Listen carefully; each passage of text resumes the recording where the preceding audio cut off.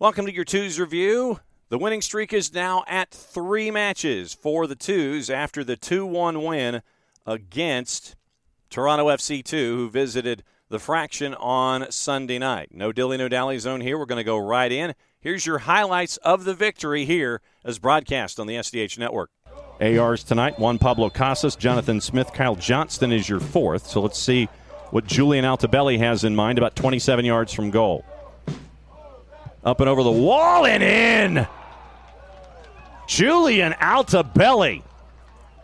Up and over the wall, rockets past Jaden Hibbert.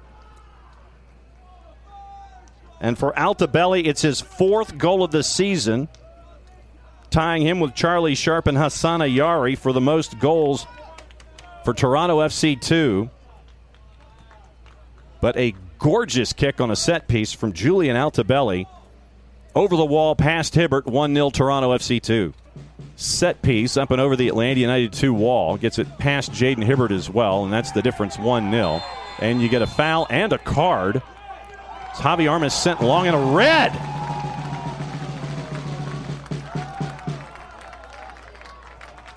Stojadinovic gets the red card from Adam Mitchell. And Toronto FC2 is down to 10 halfway through the 26th minute with a 1-0 lead. FC2 red card in the 26th minute to number 85, Marko Stojadinovic.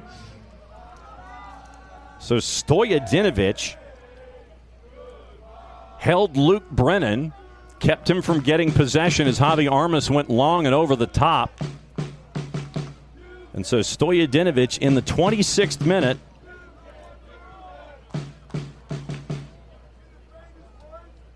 gets a red card, and his day is done. And if his walk into the dressing room and off the pitch here at Fifth Third Bank Stadium was any slower, he'd be going backward, and so would time.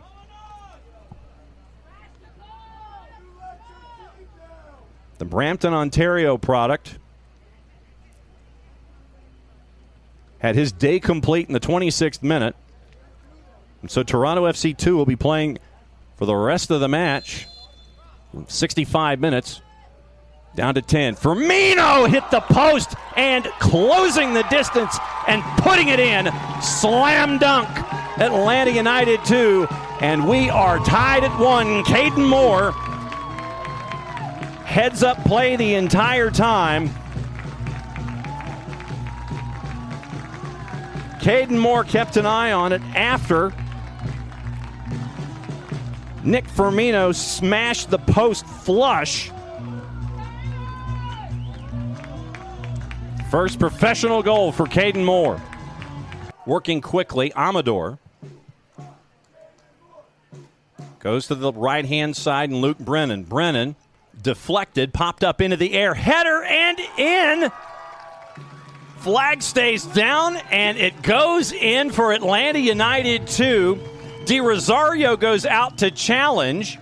Efren Morales won the challenge, got there first, and in the clattering, it ends up going in the back of the net. And so Neri gets the goal. And so Rodrigo Neri gets his 3rd of the year. And Atlanta United 2 finally breaks through off of the tie. 49th minute. And Rodrigo Neri puts Atlanta United 2 ahead by the score of 2-1. After the match, Madison Cruz and Jarrett Smith caught up with a couple of folks. Let's start off with their conversation with Atlanta United 2 head coach Steve Cooke. Hey, Coach, just thoughts on it was 3 wins in a row tonight. I know you talked last time. We talked about the performance seemed to be better or Toronto was going to punish you. Thoughts on that performance tonight? It feels a strange game, you know. Obviously, they had a red card, then we got one later on, and when you're 2-1 up, you kind of just then say, okay, well, can we settle for this? And obviously, a lot of changes in the team, to accommodate players. But I just think it was one of those games that was. There wasn't a lot in the game. It was like a strange atmosphere. I felt quite calm, and nobody looked to have the energy to play. And then, they scored a good goal from a free kick, a bit of a top-class free kick, to be fair. We got from a free kick as well, so it was 1-1 at half-time, and I felt, we were going to be in control of the game, and then the red card for us evened the game a little bit, and I think it was a strange game to coach in, and it doesn't feel like a great performance at the moment. It feels like, thank goodness we won. A bit like last week, I think we've played better and lost games, and tonight, we did what we had to do to win. And let me say this, look, the game is about winning, and the game is about going on runs and finding ways to do things even when you're not playing well, or when the chips are down, or you face a bit of adversity. We all get greedy and we want us to play really, really well, and we want to win. But I guess we take the 3 points and regroup next week ready to go. Kaiden Moore on that rebound got his first professional goal. Yeah. He's been playing absolutely amazing with the 2's for the most part, being so solid in the back line. What was your reaction seeing him get that goal in the back of the net, and just overall thoughts on how well he performed tonight? Yeah, it was a brilliant free kick from Nick, and Kaiden, the art of that has been in the right place. I think it looked like he didn't know what to do really, and he certainly, when he scored, he looked like he didn't know how to celebrate. He's probably not scored too many. So it was nice to see that, for sure. I thought he played well, and alongside all of that group at the back. And, he's still going to make mistakes and step at the wrong time and drop at the wrong time, and his positioning needs to improve a lot. But he's growing in the game. He's only a young player. He's 16 years old. So to be out there in a game such as this one that is a bit strange, I think it's good that he's got the experience of playing in that game, and actually next to him later in the game, Dominic Chongwei came on, and I thought he was excellent as well. So those two coming in there together at the end again. Dominic, I thought, was really good. So I'm pleased with him, and these are good learning experiences for the young men, and there are other players in there as well that are learning a lot as they go. So it's nice to, like I said last week, it's nice to win while you're learning. And then at least you can go home and have a good couple of days. The past couple of games with the win streak, you have the game at Huntsville, which was a dominant performance against them. You then come home, you have that 3-2 victory against New England, but in the second half it kind of faltered a bit. Yeah. And then in this one, a different game as a whole, felt very calm, very weird almost, but getting Kaiden Moore and getting Dominic Chongwei those minutes in those games and the impact that they've had, it's great learning lessons for them, as you mentioned, winning, but also learning a bit more as they go in these different games. Yeah, and look, this is what the team's for, right? To give these young players the great experience of competitive professional games along a lot of other very good players as well who want to have careers in the game and are building their careers. Obviously, we put first-team players in the group tonight, so did they. And I think it's really good. And again, we forget that a lot of our players, that Jaden Hibbert's 19 and it's his first season, and Alan Carlton's only just 19 and he's building a career and doing really well. I thought he was excellent when he came in. Aidan Torres, 16 years old, coming into in a difficult situation, and doing really, really well as well. So I think all the players in this level, their job is to improve, their job is to play well, and to win the games while they're learning, and to have these experiences and have these situations come up that hopefully when they do develop a career, they can have solutions for problems that come because they've seen them many, many times before. So I think from that regard, we've got to be quite pleased.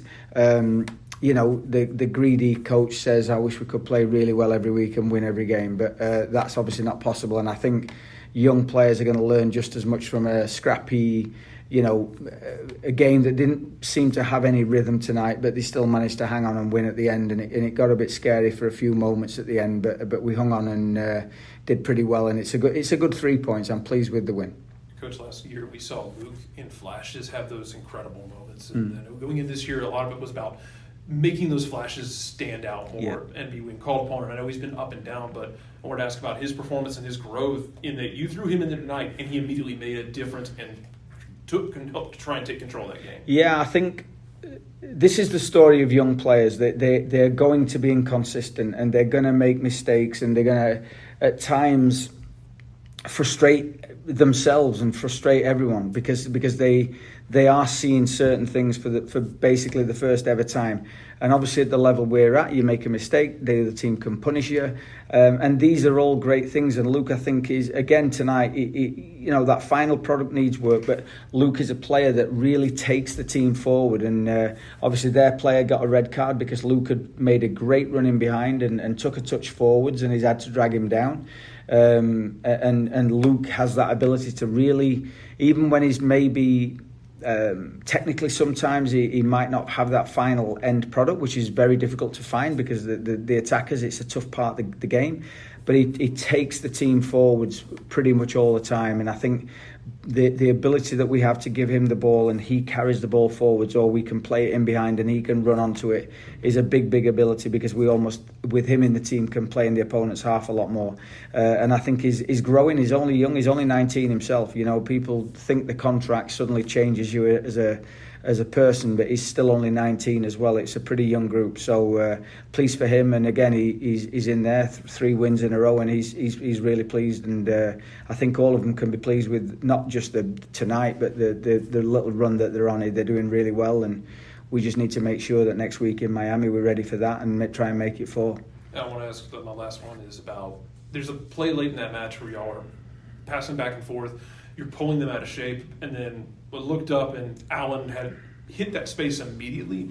I want to ask about the IQ of these kids, but not just that, but like the way they're anticipating the game as they're getting more time, where they're just where they need to be. Yeah, and I think this is the point, right? That game intelligence and having the technique to be able to execute what they want. So the decisions that they make, hopefully they're good decisions, and then do they have the technique to execute it?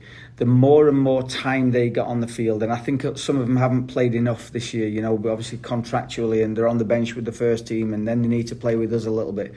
Probably they need more and more minutes playing football at a professional level and having success and having at times difficulty and struggle, and then coming back from that, learning again, so that when they go into the first team they can be more complete players, better players, more reliable players, more consistent players, and they'll have seen it before, in their professional careers. So I think they're all learning, they're all very young, and I'm just pleased that, like I said before, it's way better learning and winning than learning and losing. And I think that, they should feel pretty good about themselves.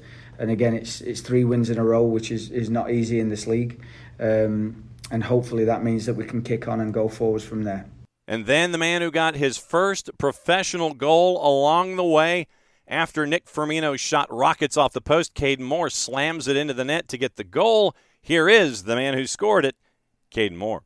Okay, first off, congratulations. Your first goal tonight. Coach just talked about you looked like you didn't know what to do with it, and you didn't look like you knew what to do when you were trying to celebrate. I mean, ball lands at your feet, what's going through your head? Don't get many of those situations, to be honest, but just right place, right time. Just happy I scored. But, yeah, it was really good to get my first goal. Really excited about it. You've been getting a lot of very consistent minutes with the 2's and having great performances in the back line. Switched up again. You got to play with Efrain like you did back in Huntsville. What was that relationship like, getting to work with him today? It's really good. Of course, he's played a lot of 2's games. He's really experienced, so he knows what he's doing, and he helps me a lot playing with him, just a lot of communication. But it's very, very easy to play with him, so it's good. How have you feel like you've grown as a player from consistently getting these 90-plus games under your belt and consistently seeing different types of games that we've seen in the last couple of ones? I think in a lot of the games, I've had to come off early in the game just because I couldn't last that full 90. But playing these, just being able to last these full games has been really good for me, just my stamina, things like that.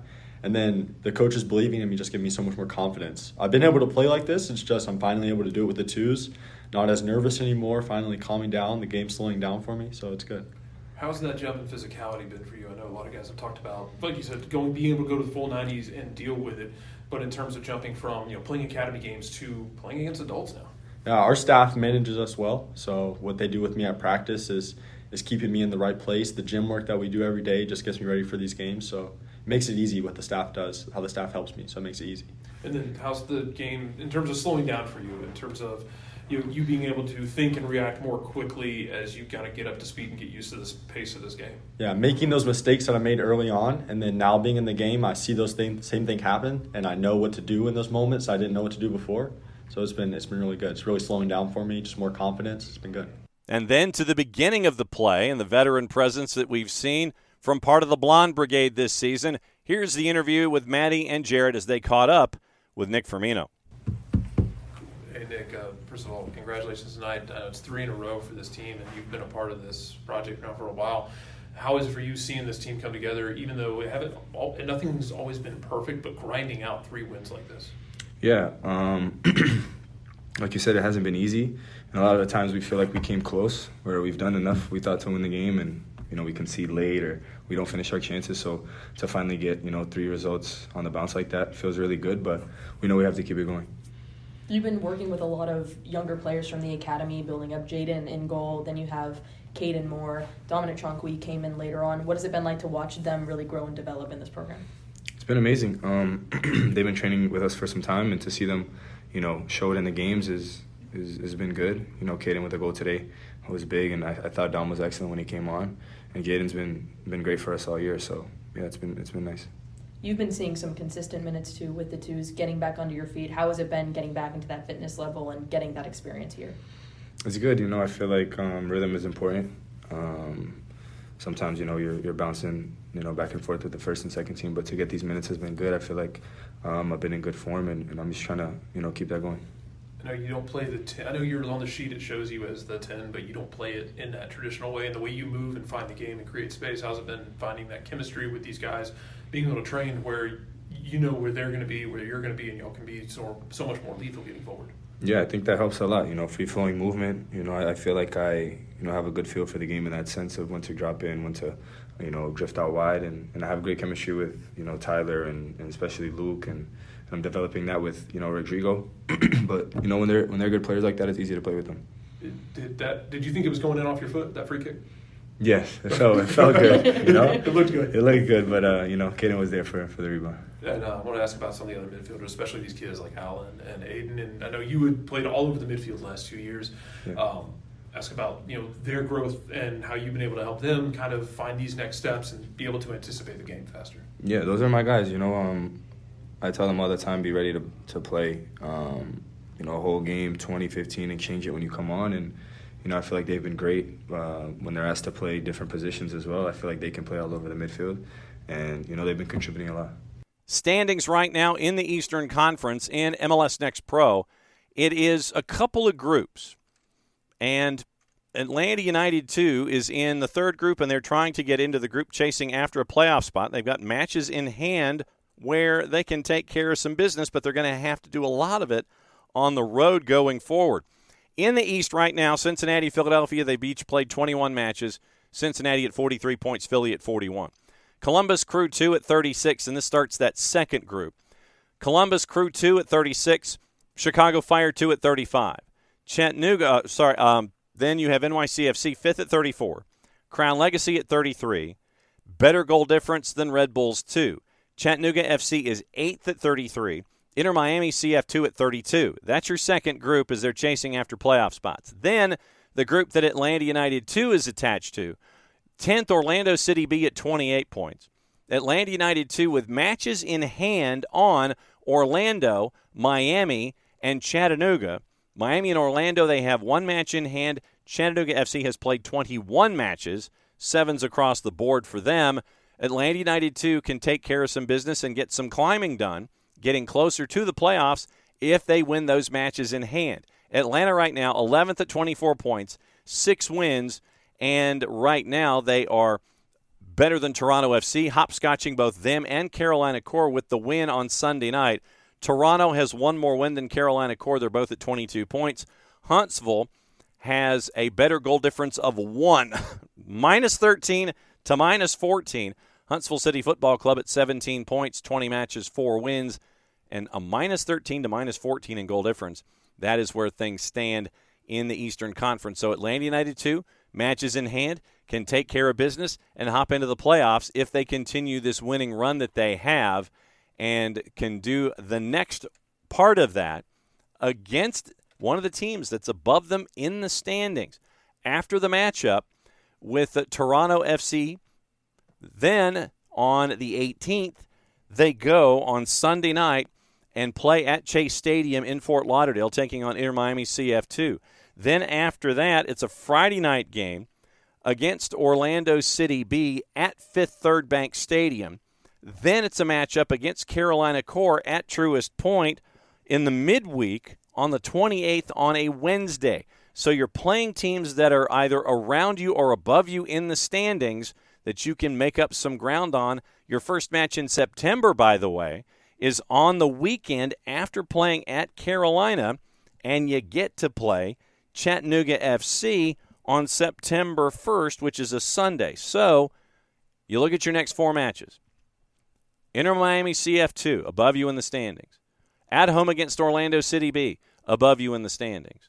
Carolina Core, below you in the standings, so you can take care of business by getting a result at Truist Point, and then going to Fort Finley on September 1st and playing Chattanooga, who right now is in the playoff picture. So with these next 4 matches, it will tell a lot about the future of Atlanta United, too, as they chase after a berth in the postseason out of the Eastern Conference. What you can do every single time out, you can listen to our weekly wrap-up of everything going on in MLS Next Pro. Every time there's a matchup involving Atlanta United 2, it's a 2's review here on the SDH Network. Don't forget to download the Soccer Down Here app. Go to Spreaker, that's speaker with an R in the middle, iOS and Android, and you can catch up with everything involving the 2's and the world of soccer, as we're based here in Atlanta, but we take an eye on everything.